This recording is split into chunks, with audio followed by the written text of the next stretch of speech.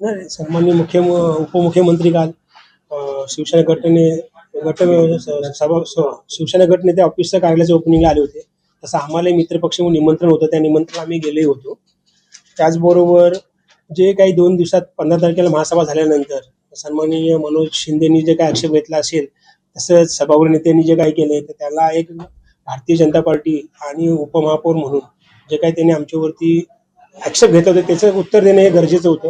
त्या अनुषंगाने ही press conference ही कालच सकाळी आम्ही डिक्लेअर केलेली आहे. हे असं नाही की ते झाल्यानंतर केली आहे, असा विषय नाहीच आहे.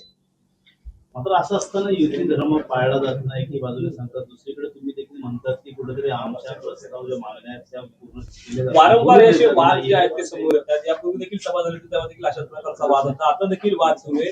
दोघांनी एकामेकांच्या विरोधात घोषणा देखील केल्या होत्या. कसं आहे की पहिल्या महासभेपासून आमचं म्हणणं आहे की सभाशास्त्रानुसार महासभा चालू व्हावी. पूर्वी आज गेली 40 वर्ष म्हणजे 1987 पासून महासभा ही पहिली प्रश्नोत्तरे, लक्षवेधी, त्याच्यानंतर विषयपत्रिका अशी चालते. पण ही इतके वर्ष चालत आली 40 वर्ष, आणि आताच का तो तुम्हाला नवीन नवीन प्रयोजन करावं वाटते की अगोदर विषयपत्रिका घेऊन लक्षवेधीनंतर आणि प्रश्न उत्तरेनंतर असे फॉर्म्युले चालू केले. तेव्हा आम्ही सर्व सदस्यांनी एप्रिलच्या महासभेच्या आधी महापौरांना निवेदन दिलेल्या सह्यांनीशी 28 नगरसेवकांनी की जशी महासभा आतापर्यंत चालू त्या पद्धतीने चालवण्यात यावी, जेणेकरून संभ्रम आपला आपसात नको. मग ती एक महासभा झाली. त्याच्यानंतर आत्ता ही जी महासभा मेची घेते त्याच्यामध्ये गटनेत्याच्या मिटिंगमध्ये ठरलं होतं की पहिलं प्रश्न उत्तर आपल्या विषयपत्रिका घेऊ, लक्षवेधी आणि प्रश्नोत्तर नंतर घेऊ. परंतु जेव्हा प्रत्यक्ष महासभा चालू झाली तर लक्षवेधी आली पहिली. लक्षवेधी हा विषय ठाणेकरांच्या जिव्हाळीशी होता. येणाऱ्या सुपर एल निनो हा विषय होता आणि हा जरा जवळीक होता. भविष्यात तिची अडचण होणे ते लोकांना काळजी घेण्यासाठी ठाणेकरांसाठी तो विषय चांगला होता. मग त्याच्यावर आम्ही सविस्तर आमच्याही सदस्यांनी सगळ्यांनी चर्चा केली. लक्षवेधीवरती झाली चर्चा. नंतर आमच्या सदस्यांचं म्हणणं होतं की तुम्ही प्रश्न उत्तर घ्या, त्याच्यातून पण नंतर तुम्ही विषयपत्रिका चालू करा. पण नाही, तुम्ही ह्याच्यावरती 2 मिनिटांमध्ये नाही झालं तर की तुम्ही आमची लोक उभे राहिली पद्धत मागणी केली महापौरांकडे, त्यांनी विषय सगळे मंजूर केले 308 वगैरे. हे कुठेतरी चुकीचं आहे. ही पद्धत का म्हणजे कुठेतरी तुम्ही सोपस्कार राजकारण करता असं दिसतंय की ठरवायचं आहे का नंतर करायचं का, गोंधळ घालून आपले विषय मंजूर करावं असं प्रथम दर्शनी आम्हाला तर दिसते. त्याच्यानंतर मग सदस्यांचे काही खुलासे आले. राष्ट्रगीताचा अवमान केला आम्हाला वाटलं, मग आम्ही तसं पोलीस स्टेशनला आणि महापौरांना आणि आयुक्तांना निवेदन दिले. पोलीस स्टेशनलाही निवेदन दिले की अशा प्रकारे झालं ते चुकीचं आहे. वारंवार भविष्यात अशी कुठली घटना घडू नये चुकीची, म्हणून आम्ही ते तिथे कळवलेलं आहे. निवडणूक त्यावेळेस मान दिला जात होता भाजपला, आता गोंधळ निर्माण होतो, कुठे मान दिला जात नाही, आता अपमान केला जातं, अशी देखील वागणूक आता समोर दिसून येते. निवडणूक महायुतीमध्ये आम्ही लढलो. वरिष्ठांच्या आदेशामुळे महायुती झाली. महायुतीमध्ये पण आम्हाला भरघोस प्रतिसाद मिळाला.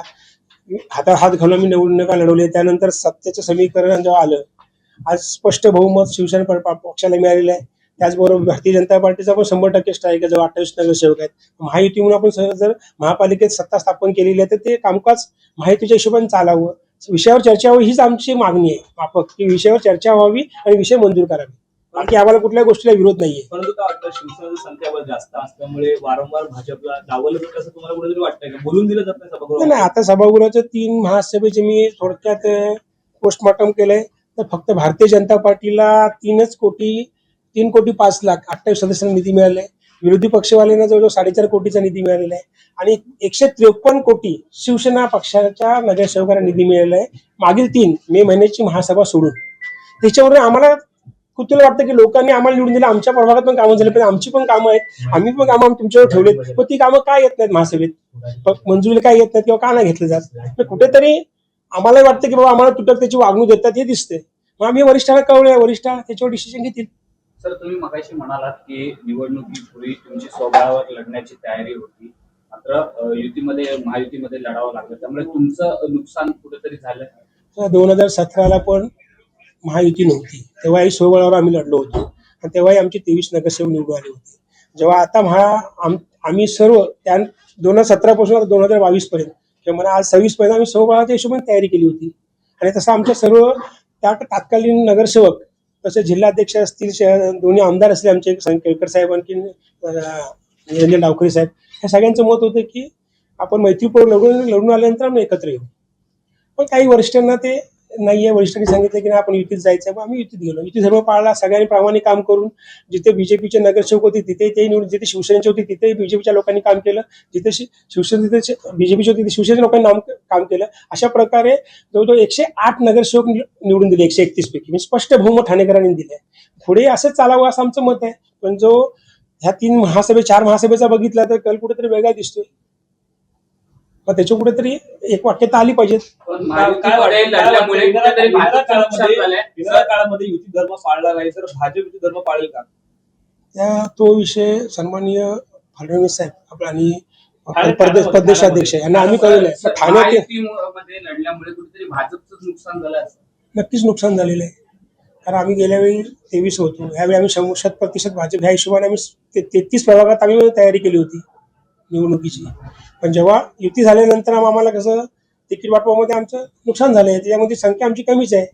तो विषय वरिष्ठांचा, तो माझा विषय नाहीये.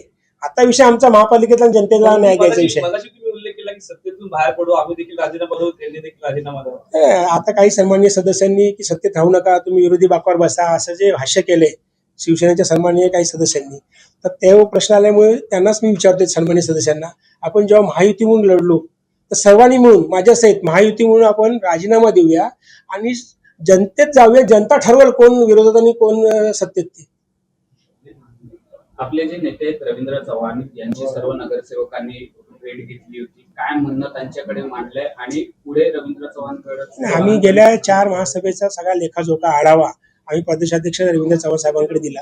त्यांनी सखोल प्रत्येकाचं मत नगरसेवकांचं घेतलं आणि भविष्यात आम्हाला कशा पद्धतीने चालायची आम्ही त्यांच्याकडे भूमिका मांडली पक्षाची. महायुतीमुळे काही गोष्टी आहेत की आपण एकत्र लढलेलो आहे आणि इथे जे दिसतंय चित्र ते चुकीचं दिसतंय आणि असं चित्र ठाणेकरांना जनतेला देणं उचित नाहीये. तर कुठेतरी त्याच्यावर सखोल भूमिका, ठोस निर्णय काहीतरी घ्यावा, जेणेकरून मग सन्माननीय प्रदेशाध्यक्षांनी तो सगळा आमचा लेखाजोखा परत घेऊन ते म्हणले आता सन्माननीय मुख्यमंत्री देवेंद्र फडणवीस साहेब आणि महायुतीचे आपल्या DCM साहेब शिवसेना मुख्य त्यांच्याशी चर्चा करून आपण पुढील भूमिका ठरवू. तर तिढा जर सुटला ना येणाऱ्या महासभेमध्ये तर येणारी भूमिका कशी असणार भाजपची? पुन्हा गटनेत्याची बैठक असते, त्यामध्ये सर्व विषय सांगितले जातात.